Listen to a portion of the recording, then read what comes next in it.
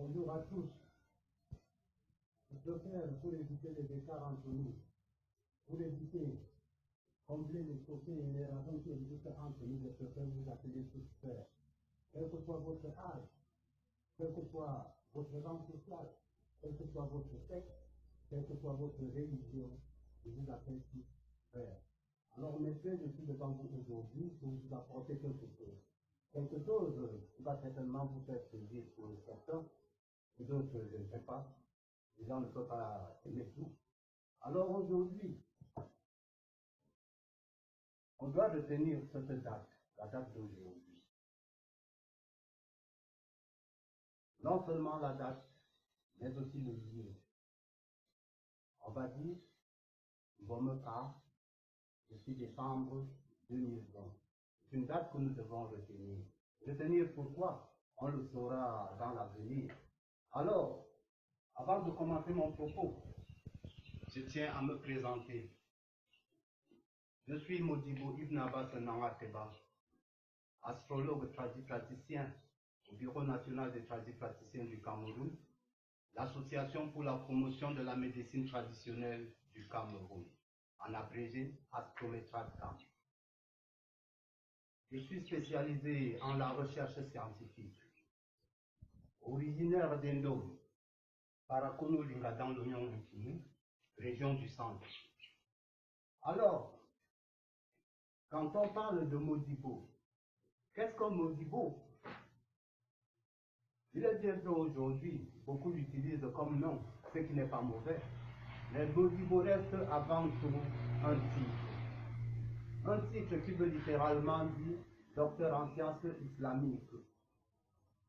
Alors, qu'est-ce qu'un docteur en sciences islamiques? Un docteur en sciences islamiques est un docteur en sciences politiques, deux, docteur en théologie. Alors, quand on dit de quelqu'un qu'il a un docteur en sciences islamiques, c'est qu'il a la foi, docteur en sciences po, et puis docteur en théologie. Mais cependant, le Modibo qui est un docteur en sciences politico-religieuses a un gros handicap. Qu'est-ce que le handicap de Modibo? Modibo, quoi qu'étant docteur en sciences politiques, n'a ni diplôme pour soutenir les témoignages qu'il est, ni attestation de parcours. Alors, comment reconnaît-on un Modibo, un docteur en sciences politiques, qui lui attribue ce titre-là? Le titre de Modibo est attribué par le père initiateur de Modibo. Le titre est attribué par ceux de l'environnement de Modibo pendant qu'il apprenait. Ceux qui ont vu l'évolution, c'est eux qui t'appellent Modibo et qui te considèrent comme tel. Mais cependant, quant à tous ces autres-là qui n'ont pas vu l'évolution, comment pourront-ils accepter qu'effectivement tu es un Modibo? Alors, le seul diplôme et la seule attestation que Modibo va présenter à cela, c'est la résolution que Modibo apporte à un problème politico-religieux quelconque. C'est la résolution. C'est cette résolution-là qui nous amènera à comprendre qu'effectivement, il est un Modibo, ou encore, il ne l'est pas. Alors, comme a chanté un de nos fils, tu as même fait quoi les gens ont confirmé. Tu as même fait quoi les gens ont vu. Alors Modibo, tu n'as pas ce nom à tes bas. Toi qui te dis Modibo, toi qui te dis docteur en sciences politiques, toi qui te dis docteur en théologie, tu as résolu quel problème politique les gens ont vu. Tu as résolu quel problème théologique les gens ont confirmé. Alors, ma présence devant vous aujourd'hui, pour vous qui ne me connaissez pas, c'est d'apporter des solutions à quelques problèmes politico-religieux que nous connaissons dans le monde en général, en Afrique et au Cameroun en particulier. Alors, c'est pour moi une occasion de soutenir, c'est une forme, je ne dis même pas que c'est une forme, c'est une soutenance. Je soutiens que je suis docteur à travers la résolution d'un problème Alors, le thème que j'ai choisi aujourd'hui, il y a beaucoup de thèmes que nous pouvons évoquer. Le monde connaît beaucoup de problèmes en général. Connais-toi toi-même afin de mieux connaître autrui. Je ne peux pas parler d'autrui sans parler de moi. Alors je parlerai des problèmes qui regardent et qui concernent le Cameroun très directement. Nous avons le problème de la nébuleuse Boko Haram, qui est un problème politico-religieux. Nous avons la crise du Nozo, qui est un problème politico-religieux.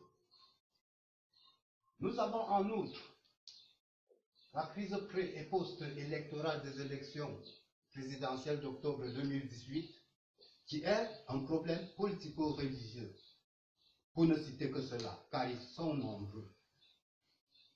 Alors, pour soutenir aujourd'hui, j'ai choisi un thème au hasard parmi les trois que je vous ai cités. Le thème que j'ai choisi, c'est celui que je vais vous présenter tout de suite.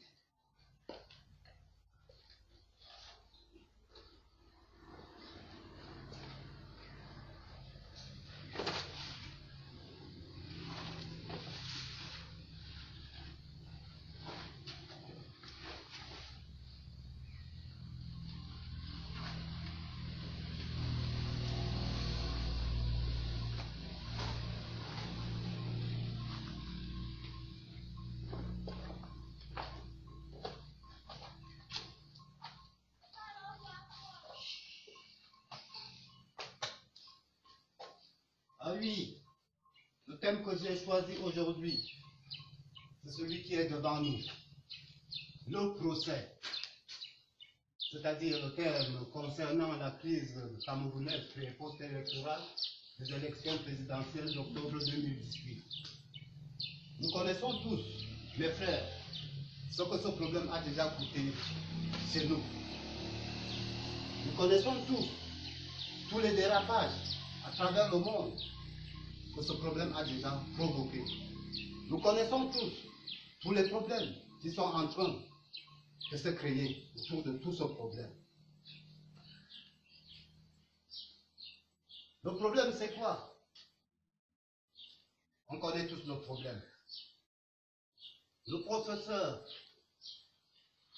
Maurice Kamto dit que son Excellence, Monsieur le Président Paul Biya, a perdu les élections d'octobre 2018. Il a arraché ça violemment entre ses mains, que c'est lui le président élu. Dans ce cafouillage-là, nous, le peuple, ignorants que nous sommes, nous ne savons même pas dans quel camp nous devons militer. Beaucoup de choses se disent. Alors, les camps se forment. Les camps se forment et ils continuent à se former. Le désordre va croissant. Nous le vivons. La criminalité va croissant. Nous le vivons. La violence s'est installée sous toutes ses formes à cause de ce problème. Nous voyons ça. Ne perdez pas de vue, mes frères, dans cette vie, dans cette terre. Quand il y a un problème entre deux camps, entre deux personnes, chaque personne a ses protégés. Chaque personne a ses alliés.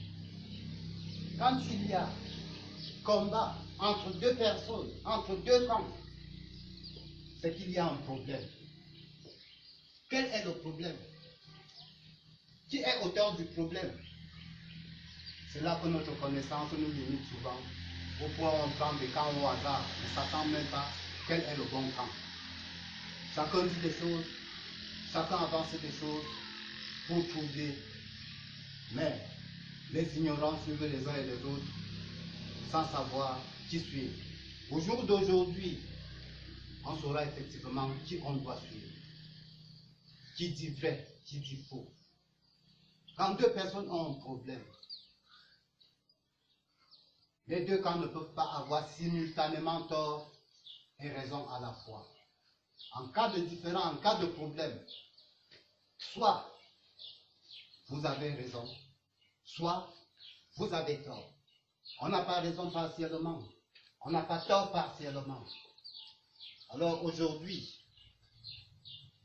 on saura de tout le désordre qui est provoqué dans notre pays, de par le monde et partout ailleurs, dans ce problème entre le MRC et le RDPC, qui a raison, qui a tort. Alors, on dit le procès. Pourquoi le procès? Parce que c'est vraiment un procès. Et ça doit être un procès. La crise camerounaise pré- et post-électorale des élections présidentielles d'octobre 2018 et des élections présidentielles antérieures. La résolution de l'équation fraude ou hold-up aux élections présidentielles dans le monde en général, en Afrique et au Cameroun en particulier, parce que ce phénomène que nous vivons ici-là n'est pas propre à nous. Ça se passe partout ailleurs. Et ça a été la même chose partout. Donc ce n'est pas un problème particulier à nous. Ce qui laisse donc croire, comme on dit souvent, quand je vous parle de moi, je vous parle de vous. En résolvant ce problème aujourd'hui, je ne résous pas seulement que le problème camerounais, mais aussi tous les autres. En résolvant ce problème aujourd'hui, ça ne concerne pas seulement la République du Cameroun, mais aussi toute l'Afrique, mais aussi le reste du monde. Alors, qui se plaint dans cette affaire? Qui est accusé? Voici le camp des plaignants. Professeur Maurice Kamto. Et toute sa suite. Voilà ceux qui sont cloués dos au mur. Son Excellence Paul Biya, président de la République du Cameroun, et toute sa suite.